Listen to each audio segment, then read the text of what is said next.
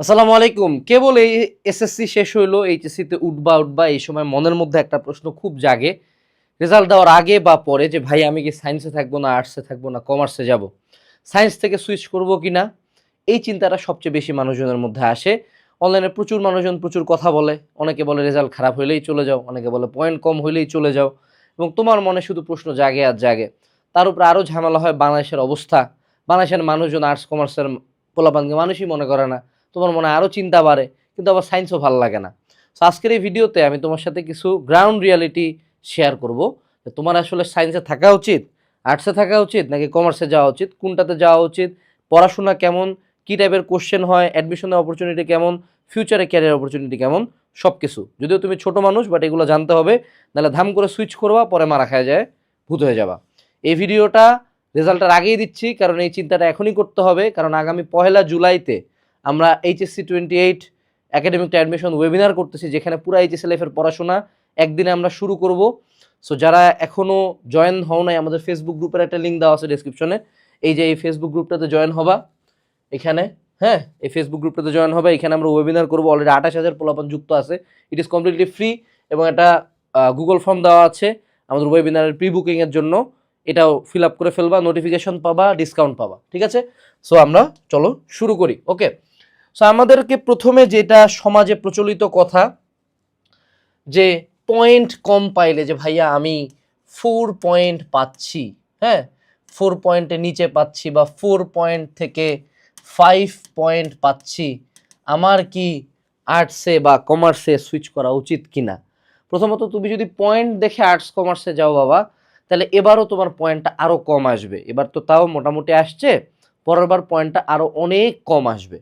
Point দেখে কখনো এদিকে যাবা না, তোমাকে যাইতে হবে রিয়ালিটি দেখে বা ভিতরের পড়াশোনা দেখে। উদাহরণস্বরূপ বুঝাই বলি, ধরে নাও তুমি সায়েন্স থেকে 4.5 পাইছো, বা ধরো 4/4ই পাইছো।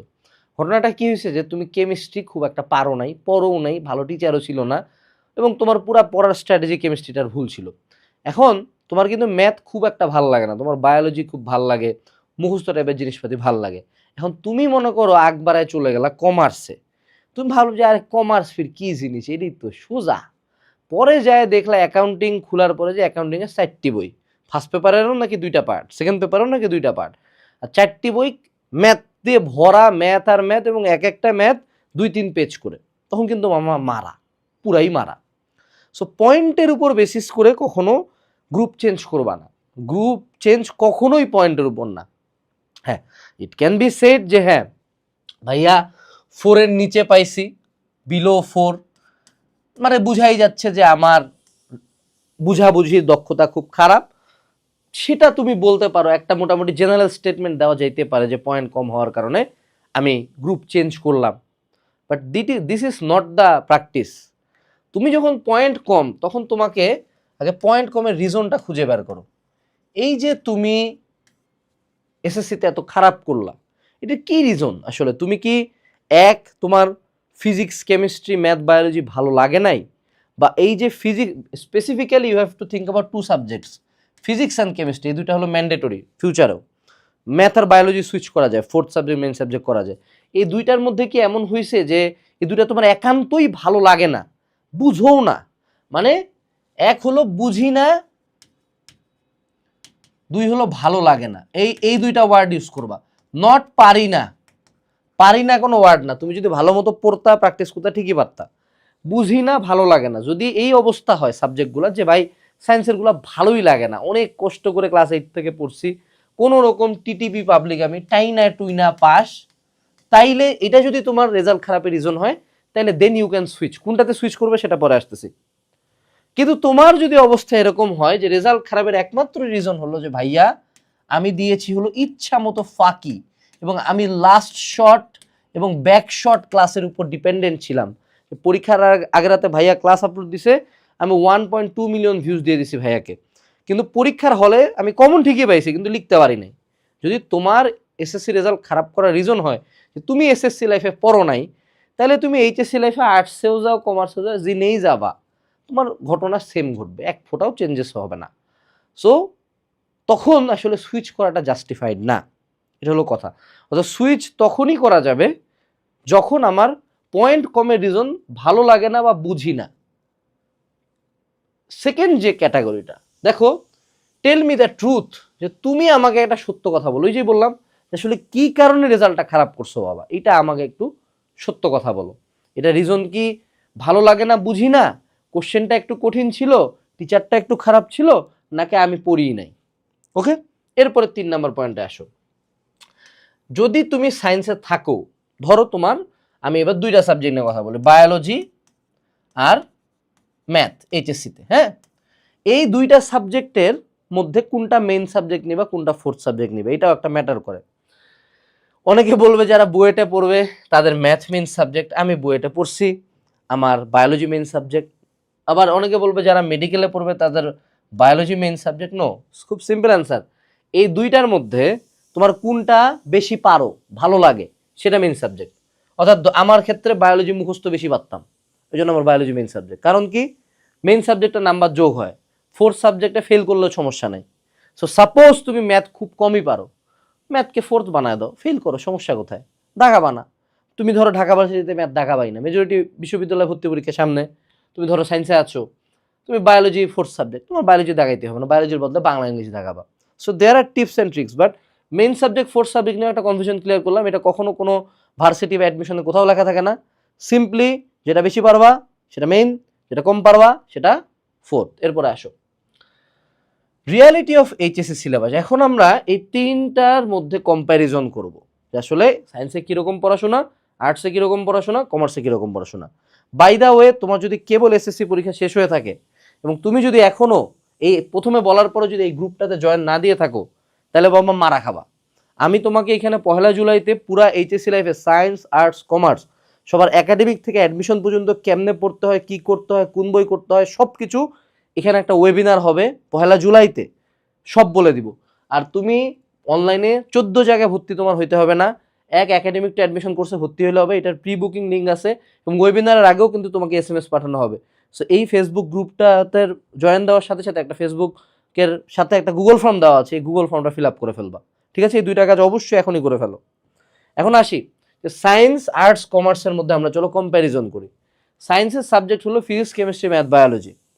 অবশ্যই সায়েন্সের যে এইচএসসির সিলেবাসটা, উদাহরণস্বরূপ তোমার পুরা 9-10-এর ফিজিক্স বইয়ের যে কন্টেন্টটা ছিল, বা ধরে নাও কেমিস্ট্রি বইয়ের পুরা বইটা যেটা ছিল, সেটা এইচএসসির সায়েন্সের কেমিস্ট্রির একটা চ্যাপ্টারের সমান, জাস্ট 1 চ্যাপ্টার। ইভেন এইখানে একটা চ্যাপ্টার আছে অর্গানিক কেমিস্ট্রি, যেটা নর্মালি পড়তে তোমার মনে করো এইচএসসি এসএসসি লেভেলের যে তোমার যে কেমিস্ট্রি বই, ওরকম 3টা বইয়ের সমান। 3টা বই মিলায় একটা অর্গানিক কেমিস্ট্রি চ্যাপ্টার তৈরি হয়, এটা কিন্তু একটা চ্যাপ্টার। এরকম তোমার 2টা করে পেপার আছে। সো ইন্টারেস্ট সায়েন্স অনেক কঠিন, অনেক বড়, no doubt about that. Arts, আর্টসের ক্ষেত্রে ভাইয়া 22টার মতো সাবজেক্ট আছে, পৌরনীতি, সুশাসন, অর্থনীতি, যুক্তিবিদ্যা, মনোবিজ্ঞান, তারপরে হইল গিয়া ভূগোল, ইতিহাস, ইসলামের ইতিহাস, সমাজবিজ্ঞান, সমাজকর্ম। এখন তুমি কোন 4টা নেবা, it's completely up to you, you are free to do that. কিন্তু মনে রাখতে হবে এগুলোতে প্রচুর পরিমাণে থিওরি প্লাস গল্প, মানে প্রচুর গল্প, প্রচুর আলাপ, লেখা লেখা। তুমি আর্টসে আসলে ভাবা, সায়েন্সে আসলে যেমন তোমাকে প্রচুর ম্যাথমেটিক্যাল হইতে হবে বাবা, প্রচুর ম্যাথ করার লাগবে।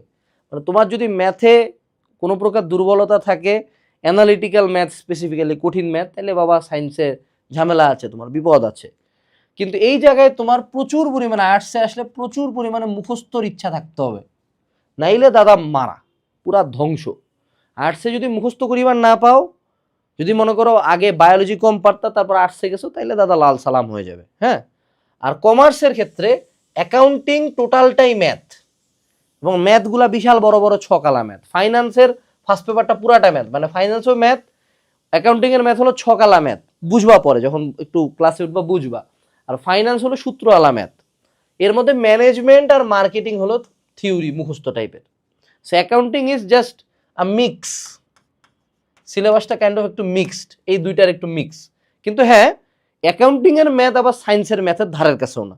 অর্থাৎ সায়েন্সের ম্যাথ যদি 10 হয়, অ্যাকাউন্টিংয়ের ম্যাথ হার্ডলি গেলে 6 যাবে বা 5 যাবে, এইটুকুই হার্ডনেস লেভেলে। এখন আসো আমি তোমাকে এবার পুরো সিলেবাসের হার্ডনেসের রেটিং দেই। সায়েন্স হলো 5 স্টার, না সায়েন্সের কঠিনত্ব হলো 5, আর্টসের কঠিনত্ব হলো 3। এটাই বাস্তবতা। অর্থাৎ মুখস্থ মোটামুটি আর্টসের কিছু যদি সাজেশন পড়ে যাও, যেটা আমরা আমাদের কোর্সের সাথে ফ্রিতেই দিয়ে দিই, কোর্সে এনরোল করলে একাডেমিকটা অ্যাডমিশন করছে, সিলেক্টিভ কিছু কোশ্চেন মুখস্থ করতে পারলে আর্টস তুমি এমনও পার হয়ে যাবে, অমনও পার হয়ে যাবে।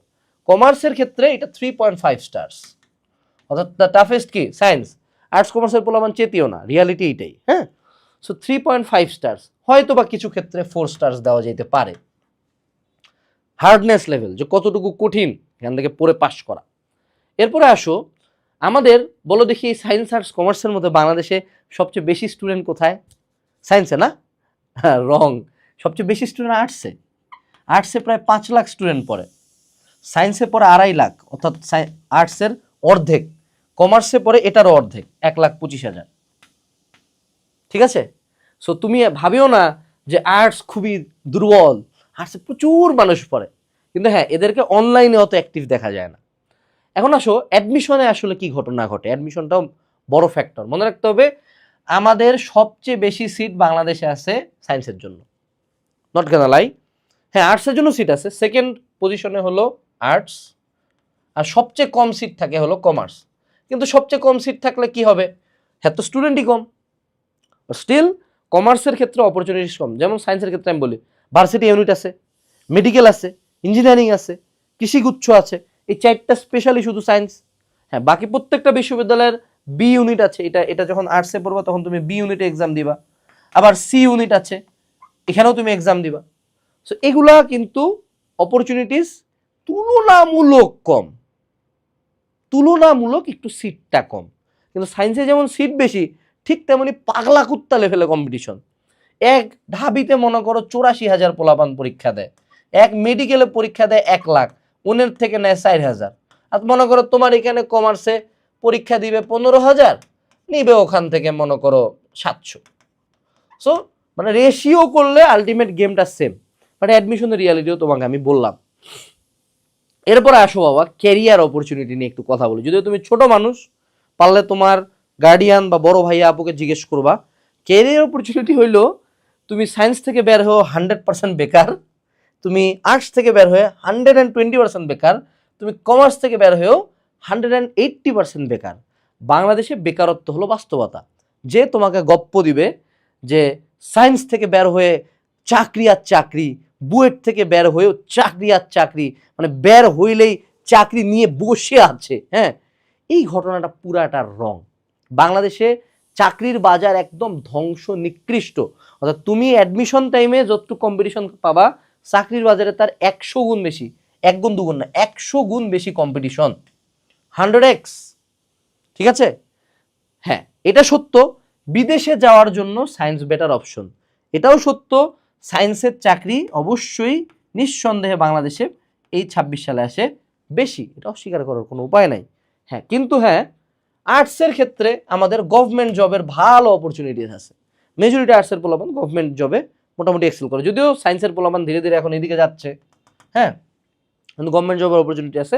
কিন্তু হ্যাঁ আদার জবস আর্টসের ক্ষেত্রে একটু লিমিটেড, আদার জবস লিমিটেড। নিঃসন্দেহে আর্টসের ক্ষেত্রে আদার জবের অপরচুনিটিস লিমিটেড, বাট বাস্তবতা হলো এটাই, তুমি এই ক্যারিয়ারের অপরচুনিটি কি থেকে পড়ছো এটার চেয়ে বেশি ম্যাটার করে তোমরা যখন সামনে ইউনিভার্সিটিতে উঠবা, বড় হবা, ওই ইউনিভার্সিটি লাইফে তুমি কি করছো, আসলে তুমি কোন বিভাগের, এটা খুব কম ভ্যালু অ্যাড করে। বাট বিদেশ যাওয়ার ইচ্ছা থাকলে science is the safest option. আর দেখো কমার্সের ক্ষেত্রে এই যে আমরা বলে শুনি না, এই জিনিসটা ছোটবেলায় বলে দিচ্ছি, ফিউচারে একটু ঘাটাঘাটি করে, আইবিএ, এটা হলো মানে এই অ্যাডমিশন টাইমেরই আরেকটা অপশন, বুয়েট মেডিকেলের মতো। আইবিএ হলো কমার্সের। আবার সামনে শুনবা হলো বিবিএ নামে একটা সাবজেক্টের নাম শুনবা, সবাই পড়ে এটা, এটাও কমার্সের। এই যে বিভিন্ন ব্যাংক আছে না, ব্যাংকে দেখো না মানুষজন বসে কাজ করতেছে, ব্যাংকের ম্যানেজার, তারপর হলো বাংলাদেশ ব্যাংকে যারা চাকরি করে, এরাও সব কমার্সের। ঠিক আছে? সো কমার্সের একটা বড় অংশ হলো ব্যাংক দিকে যায়। ইভেন সায়েন্সের বুয়েটের পোলাপান এমবিএ করে, এডিও কমার্সের। সো কমার্সের অপরচুনিটিসটা অবশ্যই আমি বলবো মিড, অর্থাৎ সায়েন্সের যদি একটু আমরা ম্যাক্স ধরি, এটা মিড আর এটা হলো লো। সো তোমাকে এখন 3টার মধ্যে ডিসাইড করতে হবে বাবা। বাট মুদ্রা কথা একটাই মনে রাখবা, এখানে যত গপ্প দিচ্ছি সব মিথ্যা কথা। বের হয়ে 120% তুমি বেকার থাকবা, তোমাকে চাকরি খুঁজার লাগবে, কম্পিট করার লাগবে। কেউ চাকরি নিয়ে কারোর জন্য বসে নাই। প্রথম বের হওয়ার পরে 2 থেকে 3 বছর সবাই বসে থাকে, ইভেন তুমি যদি প্রথম বিসিএসটা পাও, যে বিসিএস সোনার হলেন, ও দিয়ে তোমার পাইতে পাইতে 5 বছর চলে যাবেই। সো তোমাকে এটা মানে নিতে হবে। বাংলাদেশের আর্থসামাজিক বাস্তবতা এইটাই যে বেকারত্বের হার অনেক বেশি। এখন আসো মার্কেটের পারসেপশন কি, বাপ মায়ের গার্ডিয়ানের পারসেপশন কি সায়েন্স আর্টস কমার্স নিয়ে, এটাও ম্যাটার করে। তুমি যতই বলো my life my rules, but অবশ্যই পাশের বাড়ির আন্টি তোমার মাকে যখন প্রভাবিত করবে তখন তোমার লাইফটা হেল হয়ে যাবে। সো মার্কেটের পারসেপশন হলো সায়েন্স ম্যান হলো সেরা, উফ ও তো ব্রাহ্মণ, ঠিক আছে, ব্রাহ্মণ একটা ছেলে, ও মাই গড, কঠিন একটা অবস্থা, সায়েন্সে পড়ে, ছেলে আমার হবে ডাক্তার আর ইঞ্জিনিয়ার, পরে দুজনই বেকার, ঠিক আছে। আর্টসের পারসেপশন হলো ছি আর্টসে পড়ে, ছি আর্টসে পড়ে, এটাই বাস্তবতা। যদিও রিয়ালিটি আর্টসের জন্য অনেক বেটার, আর্টসের নাম্বারই বেশি, আর্টসের গভর্নমেন্ট জবও অনেক পরিমাণে মানুষজন আর্টস থেকে গভর্নমেন্ট জবে যায়, স্টিল কারেন্টলি মার্কেট পারসেপশন ইস ছি আর্টসে পড়ে, এটা মানতে হবে। কারণ তুমি মোটামুটি একটা ইজিয়েস্ট চয়েস নিচ্ছ এবং মার্কেট এইভাবেই তোমাকে জাজ করবে। আমার কাজ হলো গ্রাউন্ড রিয়ালিটি বলা, আমি কোনো সস্তা কথা বলি না। আর কমার্সের কথা হলো, ও ভাবি কমার্সে পড়ে, ও ও ছি, ও ওরে আল্লাহ, 3টা রিয়াকশন, ঠিক আছে। এখন দেখো আমি তোমাকে এখানে আরেকটু ভালো কথা বলি। ধরো তুমি পারসেপশন অনুযায়ী সায়েন্স নিলা, তারপর ফেল করলা, ওই সেম ছি বলা আন্টি এবার তোমাকে নিয়ে ফেসবুকে পোস্ট দিয়ে দেবে, এলাকায় পোস্টারিং করে পারবে যে এই ছলটা ফেল করছে। সো এই যে পারসেপশনটা, তুমি যদি বাবা বুয়েটেও পড়ো, দেয়ার আর পিপল যারা বুয়েট চিনে না, গ্রামে যাবা বলবো কি এর বুয়েট, এর কি প্রাইভেট নাকি, মেডিকেলে কেন পড়িস নাই। অর্থাৎ বাংলাদেশের মনে করো গ্রামের দিকে মেডিকেল খুব, ডাক্তার খুব লুক্রেটিভ একটা জিনিস, হ্যাঁ, বুয়েট গুনে না। সো বাংলাদেশের বাস্তবতা হলো বাবা তুমি একমাত্র যদি মইরে যাও, অর্থাৎ কালকে সকালবেলা তুমি মইরা গেলা, হ্যাঁ, তাও সুইসাইড করা যাবে না, সুইসাইড করলেও একে তো জাহান্নাম হবে, দুইয়ে হলো মানুষজন আরও গালি দিবে। বাট ধরো তুমি কালকে মইরে গেলা, নর্মালি কোনো একটা রোগ হয়ে মইরে গেলা, হ্যাঁ, সেই কেসে মানুষজন বলবে তুমি তো সেরা, ছেলেটা খুব ভালো ছিল, লোকটা খুব ভালো ছিল, এত ভালো লোক হয় না, ইচ্ছিরে আল্লাহ নিয়ে গেল। তার আগে পর্যন্ত তুমি নিঃশ্বাস কেন জোরে নিচ্ছে এটাও ফল্ট, যা করবা বাঁচে থাকাটাই ফল্ট এই দেশে। সো এই পারসেপশনের পার্টটা আমি তোমাকে জানাইলাম, স্টিল আমি বলবো যে এইটা দেখে ডিসিশন নিবা না, উপরের বাকি পয়েন্টগুলো দেখো, ঠিক আছে। সো আমি তোমাকে সব কিছু বললাম বাবা, এখন আমি আবারও বলবো the choice is yours, what you should really do now. আমি বলবো খুব সিম্পলি বলি, যদি তোমার মনে হয় সায়েন্স খুব কঠিন ছিল, লাইনটা কি, সায়েন্স কি তোমার কাছে খুবই কঠিন লাগছিল 9-10-এ, যদি হ্যাঁ হয় আর্টস কমার্সে চলে যাও, যদি ম্যাথ মোটামুটি করতে ভালো লাগতো তাহলে কমার্সে যাও, যদি মনে হতো ম্যাথ ফেলা তাহলে আর্টসে চলে আসো, শেষ, পুরো ভিডিও সামারি এক লাইনে শেষ করে দিলাম। তারপরে কি করবা, ডোন্ট ফাকিং লুক ব্যাক, ঠিক আছে। প্রথম দিকে মনে হবে আরে এইখানে গেলে ভালো হইতো, আরে ওখানে গেলে ভালো হইতো, ফাক দিস শিট, একবার যদি ডিসিশন নিছি দ্যাটস মাই লাইফ। আর্টসে যদি গেছি ওকে, আর্টসে আমাকে টপ হইতে হবে, কমার্সে যদি হয়েছি ওখানে আমাকে টপ হইতে হবে। মনে রাখতে হবে তুমি যেইটা ডিপার্টমেন্টই নাও, কোনোটাতে ভালো রেজাল্ট করা ইজি না, কোনোটাতে চান্স পাওয়া ইজি না, প্রত্যেকটাতেই টপে যাওয়ার জন্য you have to work fucking hard. So যেটা নিবা stick to it, have no regrets, লাইফে কোনো রিগ্রেটস রাখবা না। মনে রাখবা তুমি কারো কথায় কোনো ডিসিশন নিবা না, তোমার এটা যাতে তোমার ডিসিশন হয় যে আমি সেলিম, আমি ডিসিশন নিয়েছি আমি কমার্সে পড়বো, যদি এই কমার্সে পড়ে মারাও খাও তাও অ্যাটলিস্ট কষ্টটা কম লাগবে যে আমার ডিসিশন ছিল, মাই ডিসিশন। বাট যদি মাইন্ডসের কথায় যে আনাস ভাইয়া ভিডিও বানাইছে তাই আর্টসে আসছি, তাইলে মামা আজীবন আমারও গালি দিবা, নিজেরও গালি দিবা, কষ্টটা কমবে না। মানুষকে গালি দিয়ে মানুষের দিকে আঙুল দিলে কখনো কষ্ট কমে না। যে কোনো একটা চুজ করবো আজকের এই ভিডিওর পরে, মোটামুটি 6 আওয়ার একটা টাইম নিবা চিন্তা করার জন্য, খাতা কলম নিয়ে বসবা, লিখবা, নোট ইট ডাউন, তারপরে একটা চুজ করবা, তারপরে এই যে ফেসবুক গ্রুপটাতে জয়েন দিবা, এই গুগল ফর্মটা ফিল আপ করবা। তোমার সাথে ওয়েবিনারের দিন দেখা হবে, সায়েন্স আর্টস কমার্স 3টারই কথা হবে, 3টারই কোর্স লঞ্চিং হবে। আমরা এইচএসসি লাইফ যে লেভেলে আগাবো বাংলাদেশের কেউ আগাবে না।